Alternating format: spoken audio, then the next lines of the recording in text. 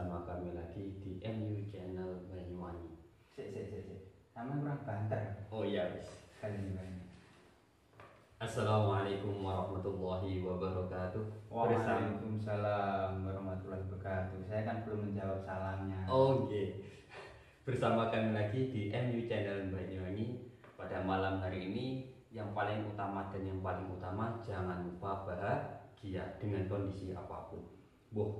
Usumnya kayak gini, usumnya kayak gegana, kalau nggak jelas, yang penting jangan lupa bahagia.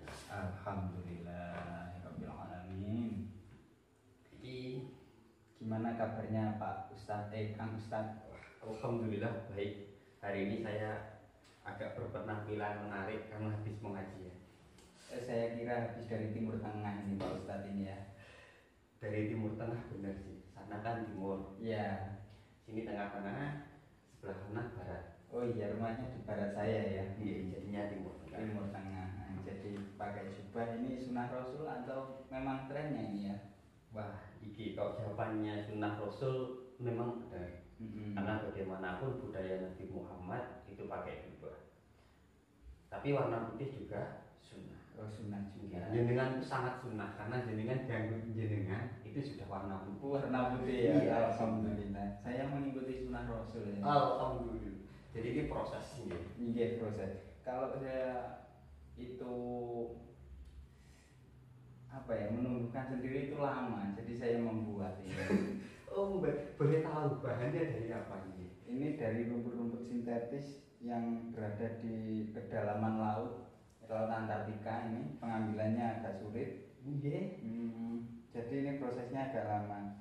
Yang biasanya terbuat dari plastik ini. Oh, gitu ya. Plastik yang agak mahal. Iya. Iki gini Mas.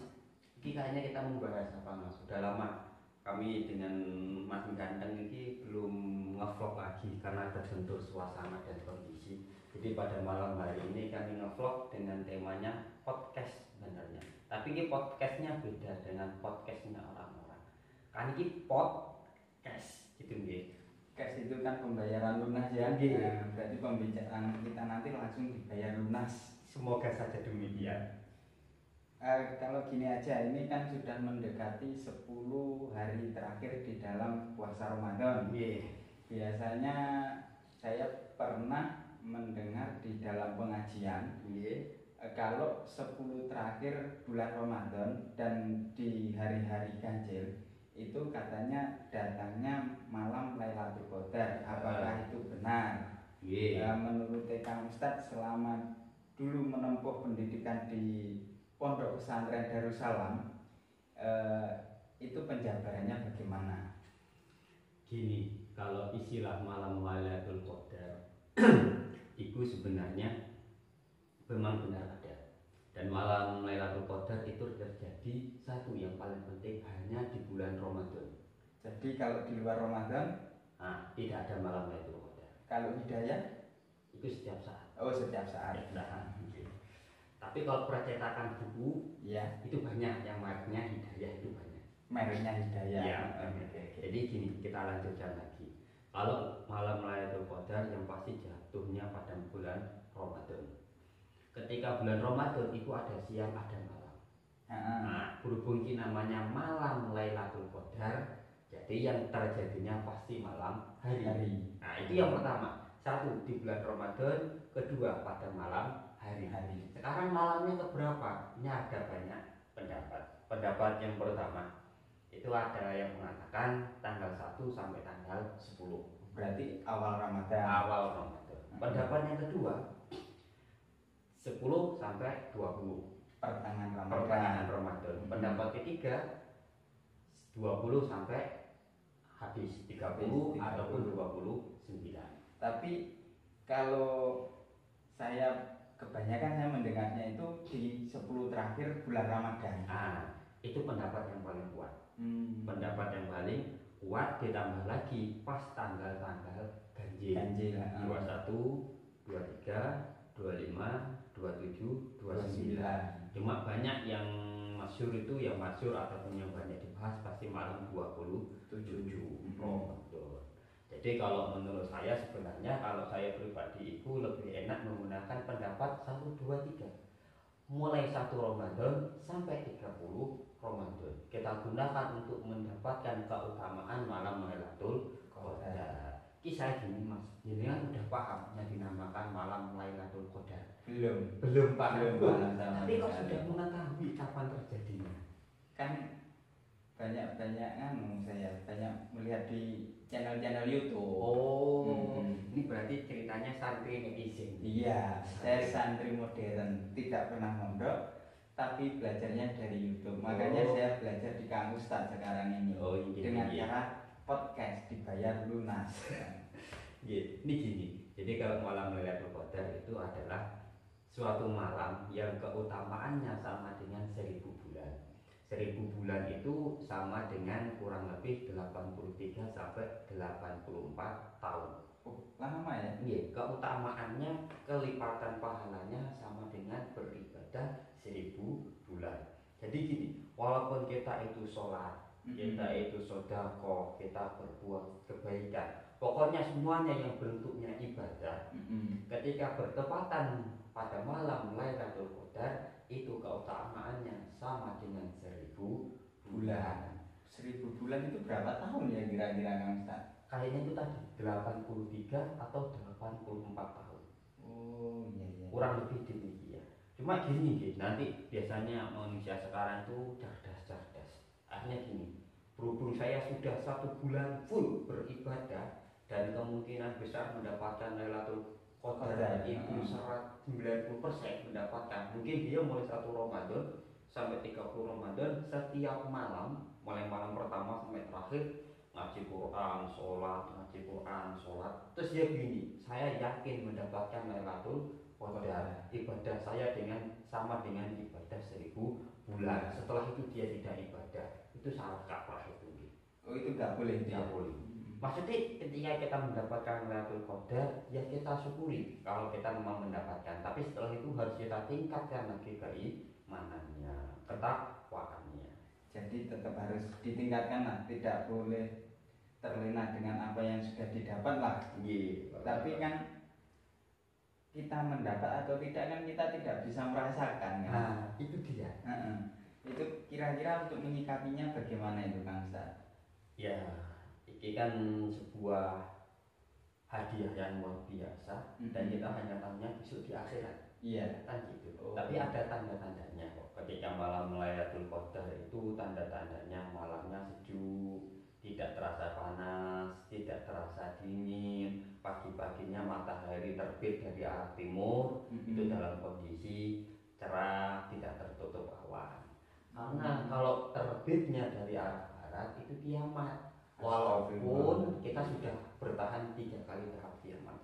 Saya pernah dengar baca-baca tahun 99 dulu kiamat. Alhamdulillah kita sudah bertahan dari kiamat. Masih terlewati. 2012 kita bertahan lagi. Katanya juga kiamat. Katanya kiamat lagi.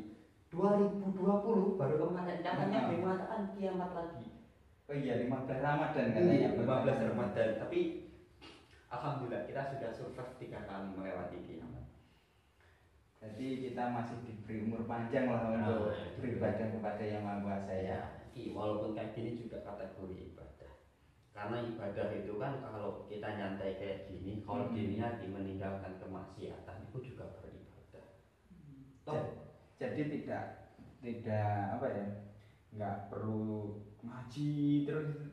Itu tetap ibadah. Itu tetap ibadah. Itu ibadah yang paling utama. Cuma kan gini, untuk memotivasi orang-orang agar dia mencari kenikmatan hidup itu nggak susah-susah. Oh gitu. Karena kenikmatan yang paling utama itu adalah ibadah. Orang kalau sudah menikmati ibadah dia akan damai. Mungkin dia banyak guyon, tertawa. Karena dia mensyukuri nikmat Tuhan. Tuhan yang Maha Pengasih dia tertawa. Karena itu bentuk syukur. Bersyukur. Jadi umur panjang pun itu juga anugerah dari Yang Maha Kuasa juga ya, untuk kita bersyukur lebih lagi. Pun ini gini dulu ya, ini ada beberapa hal yang perlu kami klarifikasi nanti biar di kemudian hari tidak menjadi kontroversi. Kami gini menggunakan penampilan ini bukan berniat untuk menghina kepada siapapun, tapi kami memiliki pesan moral. Satu, jubah itu memang sebuah kesunahan ketika digunakan untuk berbuat baik. Ketika jubah digunakan untuk mencuri, itu perilaku yang salah. Yang kedua, kami memakai aksesoris agak berbeda, bukan berniat untuk menyinggung kelompok sebelah ataupun bagaimanapun, tapi ini hanya sebatas aksesoris. Ingat nih, aksesoris, bukan menyinggung kanan kiri. Ini dulu dari kami, nanti kami lanjutkan lagi. Assalamualaikum warahmatullahi wabarakatuh. Kita lanjutkan lagi. Jadi masalah penampilan itu penting. Sekarang itu terjebak dengan penampilan. Jadi ketika ada orang menyampaikan kebaikan, ketika penampilan dia tidak mendukung, itu kurang diterima. Atau sebaliknya, orang berpenampilan dengan sangat menarik. Dalam artian menarik itu mungkin ketika dia pakai baju-baju keislaman yang diidentikan dengan Islam, akhirnya itu diterima, walaupun ucapannya masih perlu dipertanyakan. Dalam artian kebenarannya itu iya atau tidak, sudah dikaji atau belum.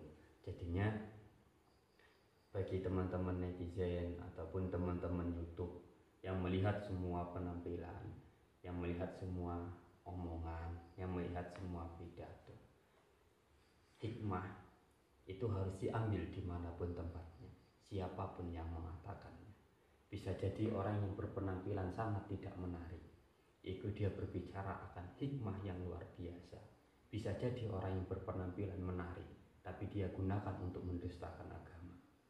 Sekarang berapa banyak orang berbicara di mimbar yang suci, yang semestinya untuk menyampaikan nasihat agar orang semakin ingat kepada Tuhan, tapi malah mengompor-ngompori untuk semakin menyakiti, semakin memusuhi, bahkan menghina sesama makhluk Tuhan, hanya karena beda pandangan tentang sebuah keilmuan. Di sini kami berbicara dengan menggunakan pakaian orang Arab. Jubah adalah pakaian orang Arab. Karena sekarang itu lagi banyak identik ketika dia harus seorang ulama ataupun seorang yang diakui keilmuannya harus berpenampilan seperti jubah. Menurut saya kurang pas lah, kurang pas. Bagaimanapun harus kita ingat, jubah itu adalah budaya orang Arab. Karena Nabi lahirnya di Arab, maka Nabi juga menggunakan pakaian jubah. Iki mungkin ada yang mengatakan jubah, ada yang mengatakan gamis. Mungkin itu. Jadinya jenengan harus bijak sebagai netizen.